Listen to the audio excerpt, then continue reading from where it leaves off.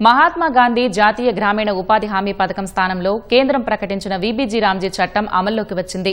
ఉపాధి హామీ పథకంలో 100 రోజులు ఉన్న పని దినాలను 125 రోజులకు పెంచుతూ తీసుకొచ్చిన ఈ చట్టం కింద చెల్లించే వేతనాలను కేంద్రం తాజాగా నోటిఫై చేసింది. వీబీజీ రామ్జీ పథకం కింద 21 రాష్ట్రాల్లో రోజువారీ కనీస వేతనం 300 రూపాయలుగా నిర్ణయించారు. ఈశాన్య రాష్ట్రాలైన అరుణాచల్ ప్రదేశ్, నాగాలాండ్లో వేతనాలు 24.5% వరకు పెరిగాయి.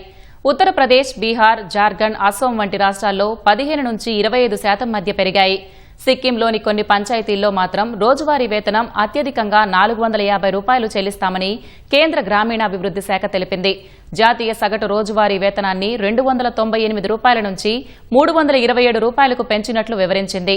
కొత్త పథకంలో 40% నిధులు రాష్ట్రాలు భరించాల్సి రావడంతో తెలంగాణ సహా బీజేపీయేతర పాలిత రాష్ట్రాలు ఈ పథకం అమలుపై ఇంకా నిర్ణయం తీసుకోలేదు.